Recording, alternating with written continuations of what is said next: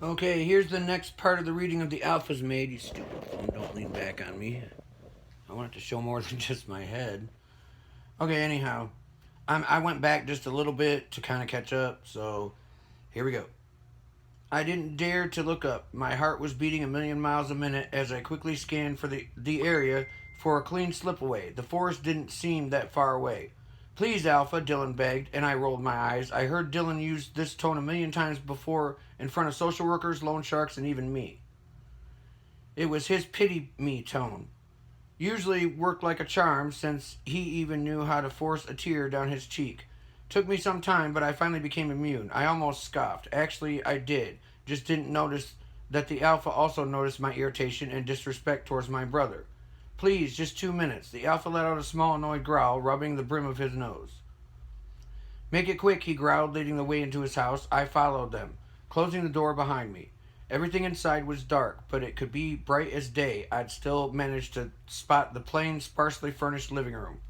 The couch looked like a half a set of once two three sofa set, no table, and the TV hanger on the wall was missing the TV. There were no pictures of any decorative ornaments anywhere, but the gray patches all over the walls were keeping things interesting. Of course, those were there to cover up the holes made by the Alpha's rage. And half the missing railing of the stairs, I guess, had also suffered his wrath. Dylan signaled me to stay here while he and the Alpha disappeared in the kitchen. They closed the door, and I was left in the hallway. I walked over to the sofa when I noticed that the door in the kitchen hadn't completely closed. I focused, and although they were talking in hushed voices, I managed to pick up their conversation. Please, Levi, Dylan begged on, making my want to growl at his pitiful attempt to earn some sympathy. I'm in way, way over my head. How about sucking it up, keeping some dignity, and earning someone's respect? But no, my brother begged.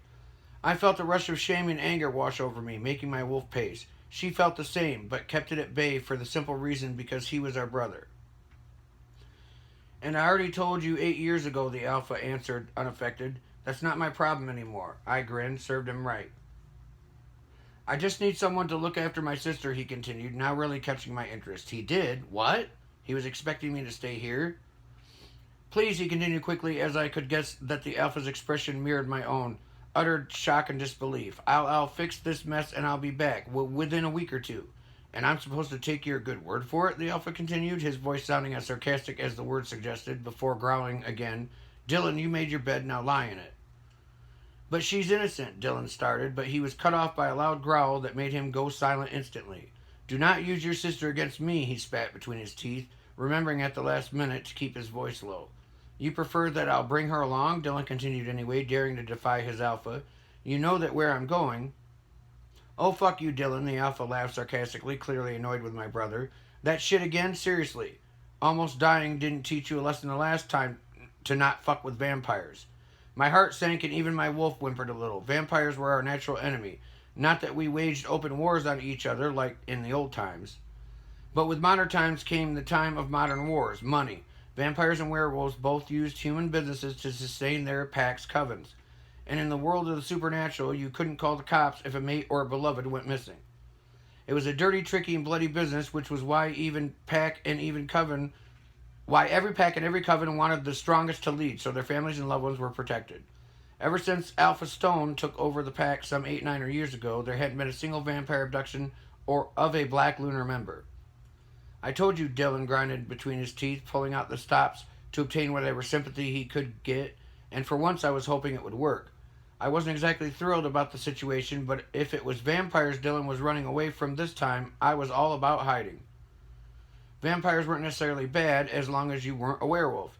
Rumors said that they had a nasty habit of experimenting and torturing wolves to the point of madness. I'm in deep and I'm worried about her. I might be a lot of fucked up things, but I do care for my sister. Silence fell after that load of bullshit. He didn't care about me. If he did, he wouldn't be doing this. My wolf whimpered, knowing it was true. But blood was blood. I sighed. I guess it was up to the Alpha now. Fine, he groaned. And I could almost see him rubbing the brim of his nose in frustration. I didn't know what to feel. I guess I was relieved that I wasn't going to be on the run from vampires, but staying here with an unmated Alpha, that was going to spark some rumors. I'll hire her as my maid. For a second, the world seemed to stop spinning. Even my wolf seemed confused. Maid? I uttered, testing the word on my lips before I finally realized. Wait, what? Okay, here we go. Dina. Oh my god. I thought again and again, replaying the conversation in my head over and over. I have to have heard that wrong. There was no way my brother was going to leave me behind, making me the Alpha's maid, right? I mentioned mentally groaned when I realized this was Dylan I was talking about. Anything was possible. The kitchen door opened and the two men came over to me. In fact, the Alpha didn't stop until he was standing a mere foot away from me. My heart rate picked up as I craned my neck up so I could look at his face. If I said I wasn't pissing myself just a little bit, I'd be lying. But in my defense, I'd never been in the presence of such a behemoth of a man before. Okay, I was kind of short, 5'4", and I had rather slender frame because I couldn't cook even when my life depended on it. But this guy was at least 6'5" or 6'6", towering over me like a bloody Hulk. And it really didn't help my virgin eyes that he was sporting a naked, toned, and sizzling hot torso with the most amazing abs and chest I'd ever seen before. Even my wolf was licking up her drool, wanting to stroke our fingers through that manly body hair. My eyes had suddenly become like a suction cup, oogling his body. It wasn't until a small growl rumbled in his chest I finally managed to rip them loose and forced myself to look up at his eyes instead. They were extremely dark, not only because of the almost unnatural dark blue color, but there was a darkness and hardness behind them that even made my wolf stick her tail between her legs. I tried smiling to ease the tension, but his face remained as stoic as before. Well, to be fair, that would be my face too if two strangers had woken me up in the middle of the night. Before I knew what he was doing, he'd taken my duffel bag out of my hands and was heading upstairs. This way, he boomed, his tone indicating that he wasn't expecting any argument. Excuse me. Behind his back, Dylan was smiling victoriously. Like this was a good thing, I frowned. Great, just what he needed. Another win to boost his ego. The one that kept telling him he was the king of the world. I rolled my eyes and followed them upstairs. Plaster was on the walls upstairs too, and I noticed a door to one of the rooms didn't match the rest of the doors in the hallway. I guess the rumors about the Alpha really are true. His temper was explosive. And of course, with my luck, I tripped over the last step.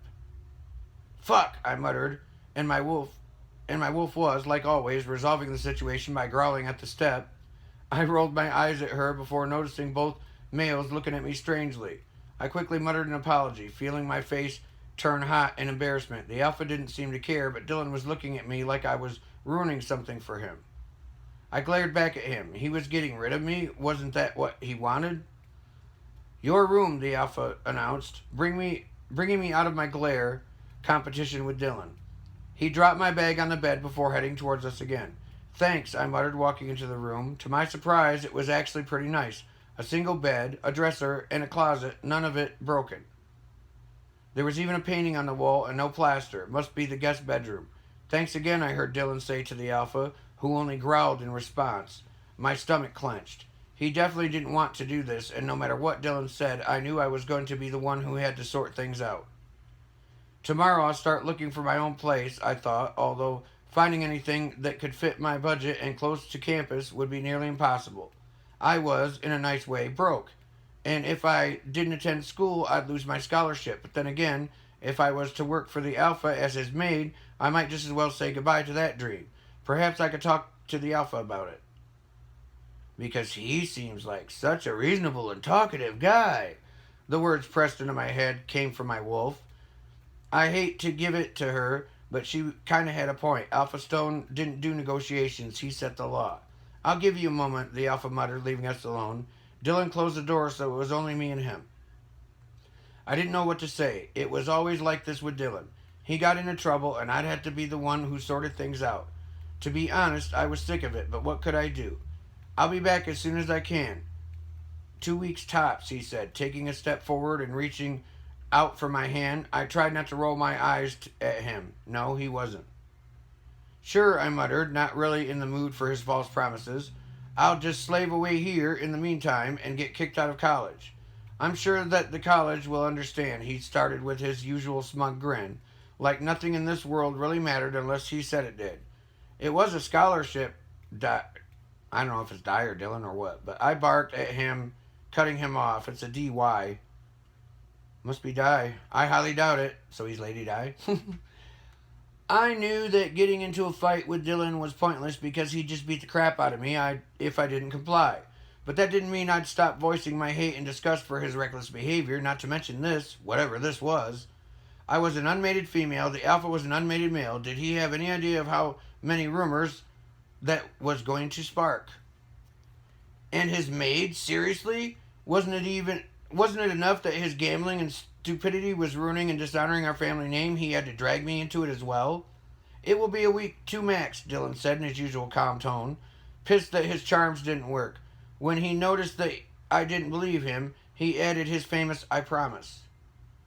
And I bet they're worth just as much as every other promise you've made so far, I sighed, looking down on the bed again. The sheets were missing, but I guess just have to make do for now.